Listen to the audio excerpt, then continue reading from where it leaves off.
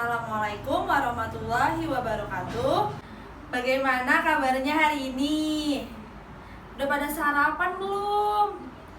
Ayo kamu sarapan pakai apa pagi ini? Kenapa belum sarapan? Gimana, udah pada semangat belum buat belajar hari ini? Baik anak-anak, sebelum kita memulai pembelajaran pada hari ini, ayo ketua kelas dipimpin dulu doanya. Oke, baik, terima kasih Muhammad. Oke, selanjutnya kita absen terlebih dahulu ya.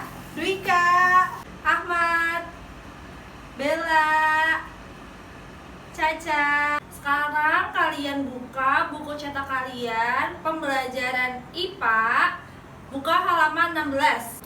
Setelah kalian buka halaman 16, nah di situ kita akan belajar tentang perkembangbiakan tumbuhan.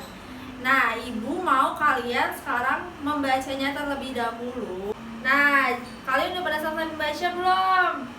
Udah pada mengerti tentang perkembangbiakan tumbuhan? Jika kalian belum begitu mengerti tentang perkembangbiakan tumbuhan, di sini Ibu akan menampilkan sebuah video tentang perkembangbiakan tumbuhan. Kalian simak baik-baik ya. Menjelaskan tentang perkembangbiakan tumbuhan, yang pertama ada proses penyerbukan. Penyerbukan adalah tahap awal dari perkembangbiakan tumbuhan. Berdasarkan letak, alat perkembangbiakan tumbuhan terbagi menjadi dua. Yang pertama, bunga sempurna, dan yang kedua, bunga tidak sempurna. Benang sari dan putik sari adalah alat perkembangbiakan tumbuhan. Benang sari dan putik bisa terletak dalam satu bunga yang sama. Ini dinamakan bunga sempurna. Namun, ada bunga yang benang sari dan putik terpisah dalam bunga yang berbeda. Ini disebut bunga tidak sempurna. Selanjutnya kita akan melihat bagian-bagian dari bunga. Yang pertama ada tangkai bunga. Tangkai bunga ini menghubungkan bunga dengan batang. Yang kedua ada dasar bunga. Dasar bunga itu adalah bagian ujung tangkai bunga yang agak membesar. Yang ketiga ada bakal biji. Yang di dalam bakal biji ini terdapat sel ovum. Yang keempat ada kelopak. Fungsi dari kelopak bunga adalah melindungi mahkota bunga ketika masih kuncup dari serangan hama. Yang kelima ada mahkota bunga. Mahkota bunga ini berfungsi sebagai mempercantik tampilan dari si bunga. Yang keenam ada kepala putik, yaitu tempat menempelnya serbuk sari. Yang ketujuh ada benang sari. Benang sari adalah alat perkembangbiakan jantan. Terakhir ada putik. Putik adalah alat perkembangbiakan pada betina. Selanjutnya kita akan membahas tentang bunga tidak sempurna. Yang di sebelah kiri adalah bunga betina, yaitu terdapat kepala putik, tangkai putik, dan bakal biji. Dan yang di sebelah kanan adalah bunga jantan yang memiliki serbuk sari, kepala sari, dan tangkai sari. Bunga tidak sempurna, putik dan benang sari tidak terletak pada satu bunga yang sama, sehingga pada bunga ini tidak sempurna, dibedakan atas bunga betina dan bunga jantan. Selanjutnya ini ada contoh bunga sempurna. Ini adalah bunga kembang sepatu yang memiliki putik dan benang sari pada bunga yang sama. Nah, ini contoh bunga tidak sempurna. Contoh tanaman jagung, di mana pada tanaman jagung terdapat bunga jantan dan bunga betina. Selanjutnya kita akan membahas penyerbukan bunga oleh hewan. Yang pertama ada lebah, kedua burung, dan yang ketiga adalah kelelawar. Di sini saya akan menjelaskan tentang lebah. Bunga kembang sepatu adalah salah satu bunga yang sering didatangi oleh lebah. Lebah akan menghisap nektar pada bunga. Kakinya akan menempel pada benang sari sehingga serbuk sari akan menempel pada kaki lebah.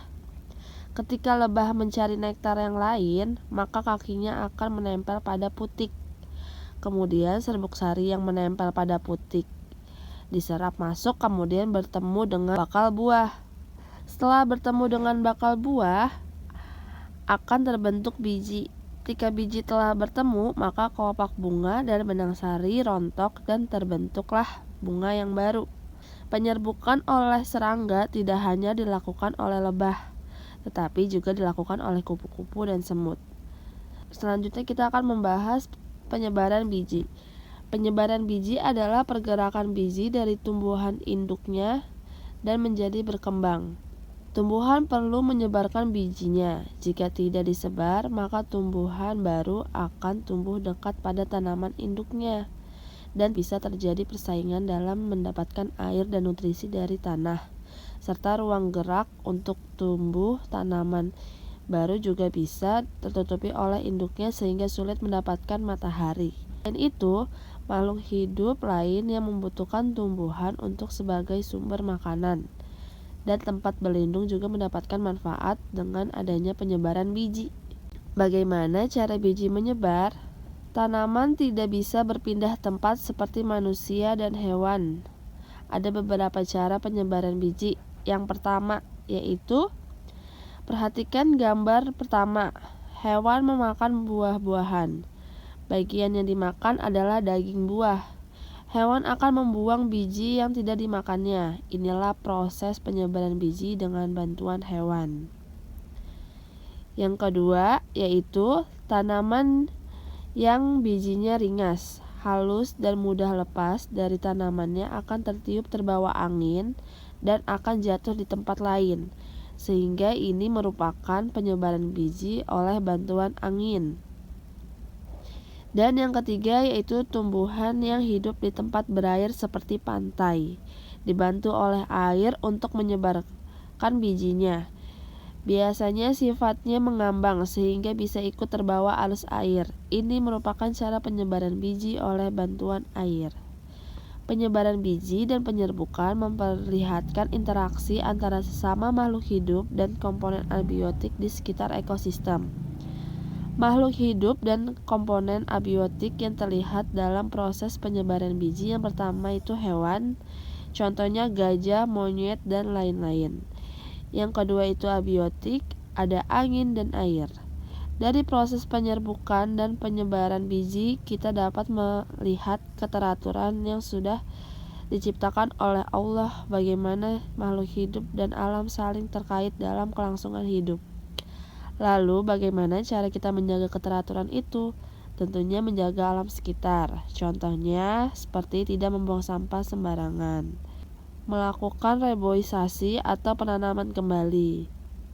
Contohnya menanam bunga di pekarangan rumah, tidak menebang pohon sembarangan, menjaga kelangsungan hidup hewan, menjaga ketersediaan makanan, tidak melakukan pemburuan liar.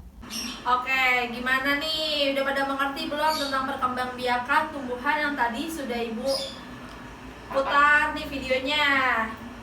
Oke, kalau ada yang ingin ditanyakan tidak sejauh ini tentang materi perkembangbiakan tumbuhan? Oke, baik. Kalau tidak ada ingin bertanya, Ibu tanya kalian ya. Apakah kalian sudah paham tentang perkembangbiakan tumbuhan itu?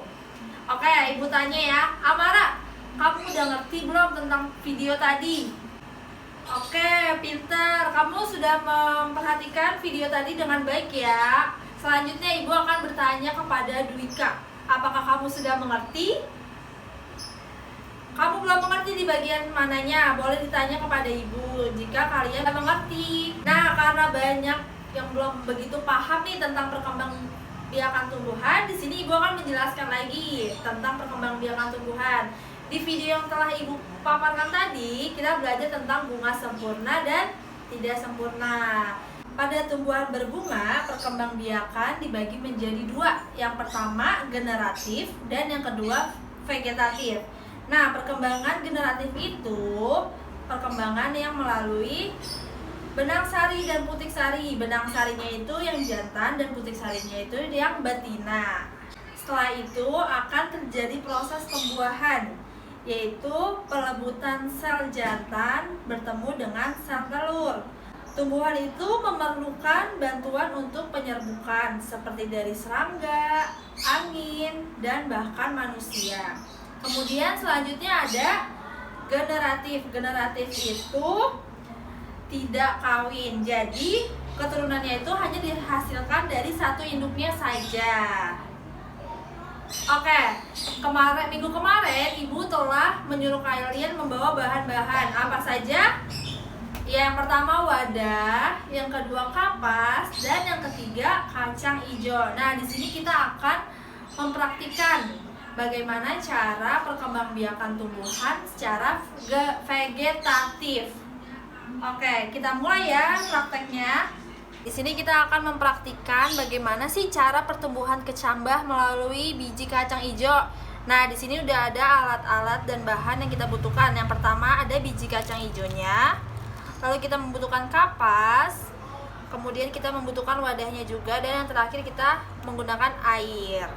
Step pertama yang kita lakukan adalah kita membasahkan kapasnya terlebih dahulu. Setelah kita basahkan kapasnya, lalu kita taruh di wadah. Selanjutnya adalah kita tinggal menaburkan biji kacang hijaunya secara berjarak ya.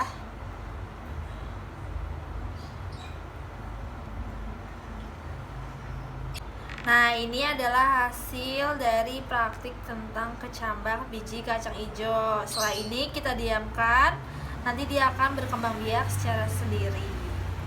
Gimana, udah pada mengerti belum tentang perkembangbiakan yang telah kita praktikkan tadi?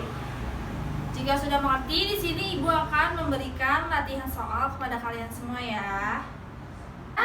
Udah pada selesai belum nih ngerjain soalnya? Kalau udah pada selesai, langsung kita koreksi ya bareng-bareng. Ayo coba Sarah baca soal nomor 1, lalu kamu kasih tahu jawabannya apa. Oke, benar. Jadi, pertanyaan tentang mengapa tumbuhan perlu menyebarkan bijinya, yaitu karena dengan menyebarkan bijinya akan menambahkan spesies tumbuhan tersebut di tempat-tempat lainnya. Dan dengan keberadaan biji yang bersebar itu, maka spesiesnya tidak akan punah dan akan terus bertambah. Selanjutnya, siapa? Ahmad, kamu mau baca? Baik, silakan dibacakan soal dan jawabannya. Nah, ya, bagaimana cara menyebarkan biji pada tumbuhan? Itu bisa melalui angin, laut, atau dikubur bijinya oleh hewan. Udah pada mengerti tentang perkembangbiakan tumbuhan yang kita pelajari hari ini. Semoga pembelajaran pada hari ini bermanfaat buat kita semua ya.